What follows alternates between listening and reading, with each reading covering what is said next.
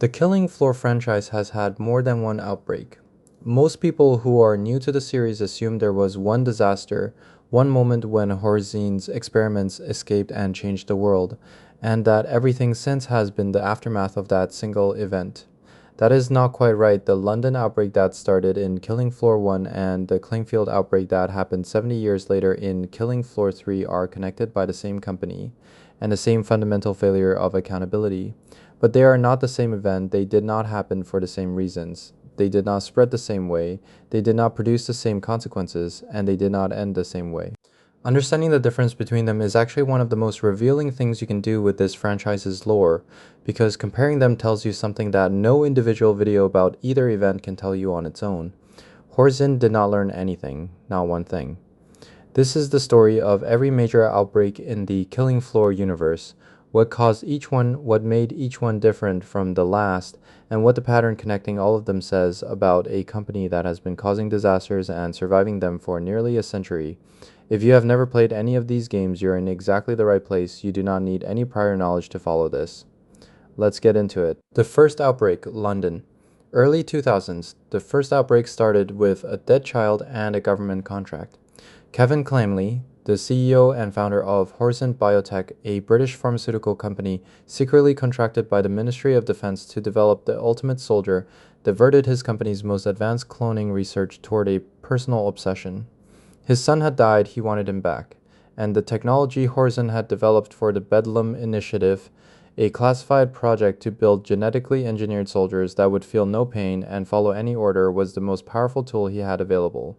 He used it to try to clone his dead son. It failed. What emerged was not his child. It was the first clot, a creature built from the genetic material of a dead boy, twisted by the experimental process into something that bore no resemblance to the person it had been made from. And rather than stop, Clammy kept going. New creatures followed the clot out of the same facility. Crawlers that swarmed in numbers, husks with flamethrower technology built directly into their bodies, Skrakes with chainsaw arms integrated into their biology.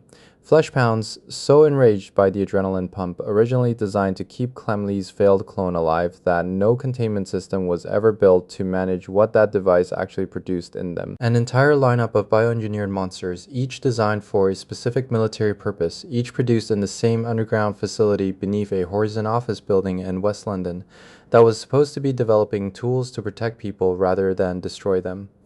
The escape was eventually inevitable. Whether a flesh pound broke containment through sheer rage, or activists accidentally released specimens during a break-in, or Clemley himself opened the doors for what he had come to think of as his children, the result was the same. The Zeds reached the surface of West London. Thousands of people were killed.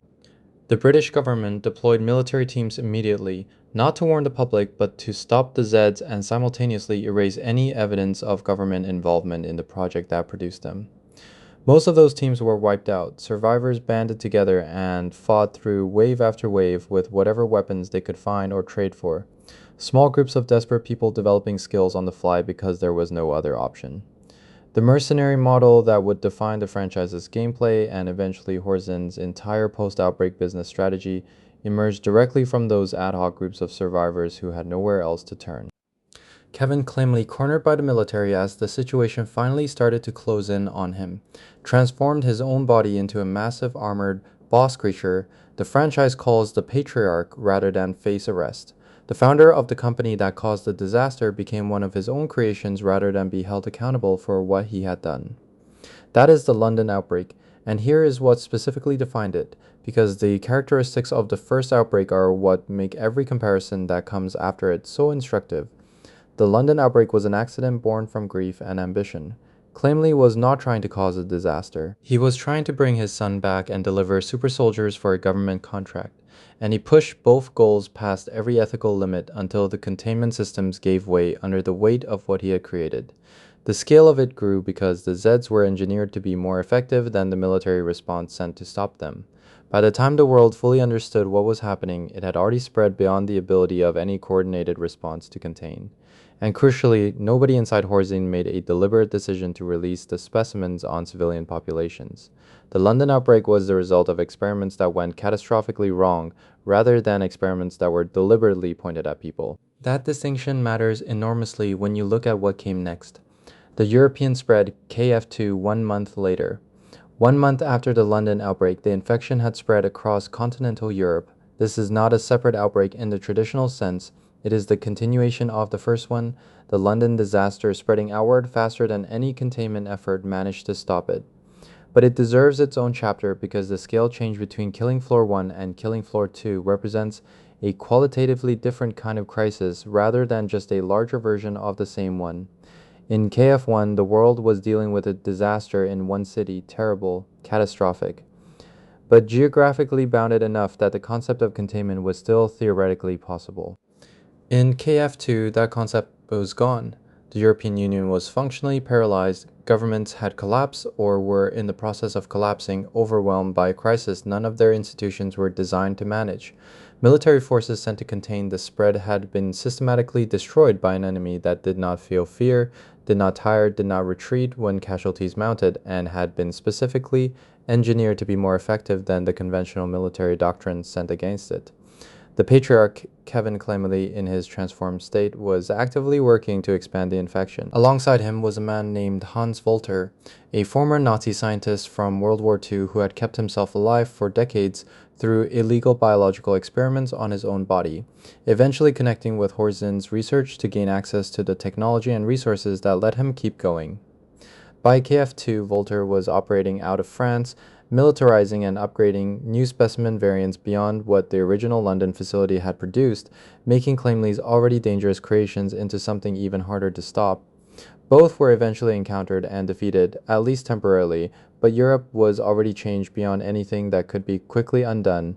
The infection had spread too far to fully contain. The governments that could have coordinated a real response no longer existed in the form they would have needed to. The military forces that might have stopped the spread were mostly gone. What Killing Floor 2 ended with was not victory, it was survival. Fragile, uncertain, a humanity that was still standing but had lost most of what it had been fighting to protect. The scale difference between the London outbreak and the European spread is the difference between a disaster and a collapse. The London outbreak was something that could have been stopped if the response had been faster and better coordinated. The European spread was the consequence of the response not being fast or coordinated enough the first time, 1 month, from a city to a continent. That is what Horzine's creations were capable of once they were no longer contained. The Clamefield outbreak, KF3 2091, 70 years passed between the European spread and the next time a Horzine-related outbreak made the news. In those 70 years, the world rebuilt. Horzine rebranded itself as the solution to the crisis it had caused, eventually growing into a mega corporation so deeply embedded in global infrastructure that no government on Earth had the ability to remove it. The company built Clamefield, Nevada, an entire city for its own employees, named after the Clamefield family whose founder had started everything.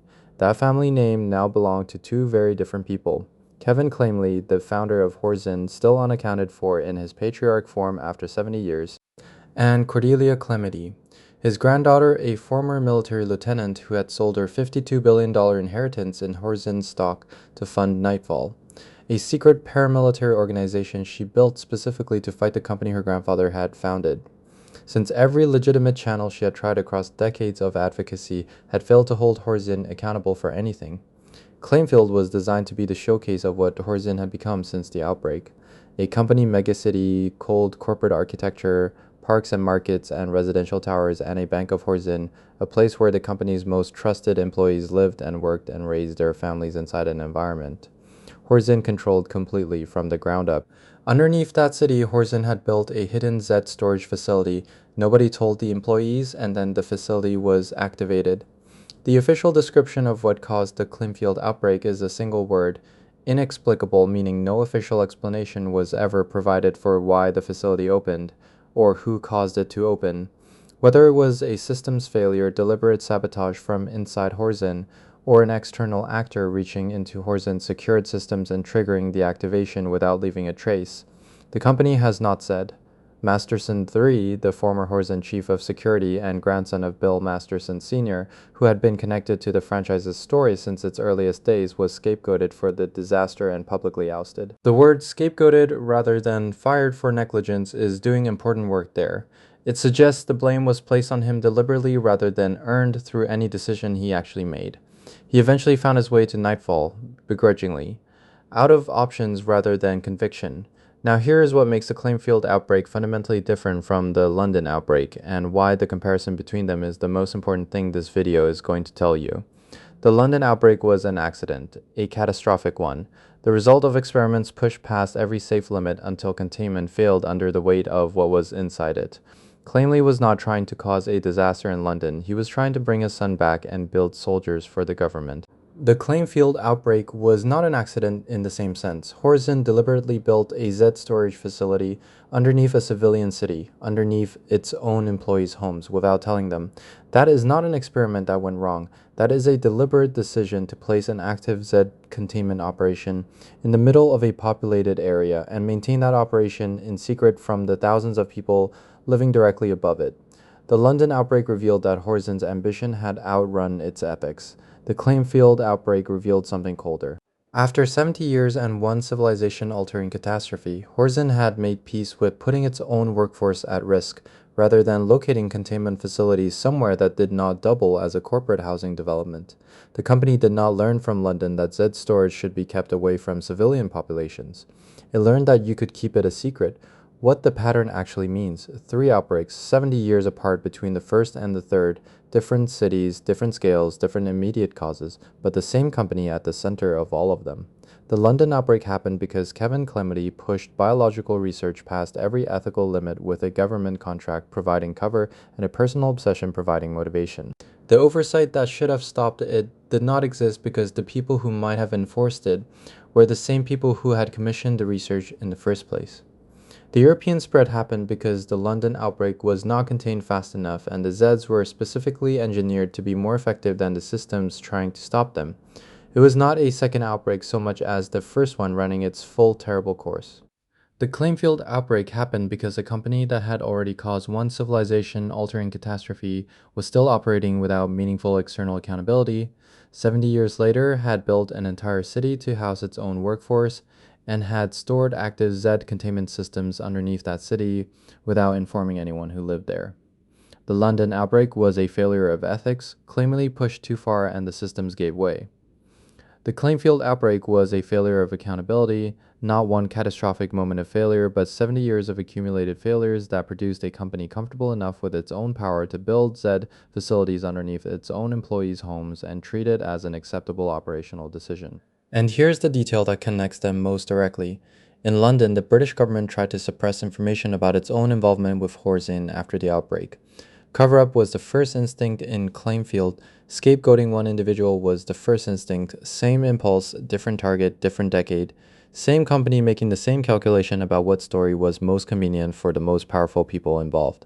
The London outbreak and the Clamefield outbreak are not just 2 events in the same franchise.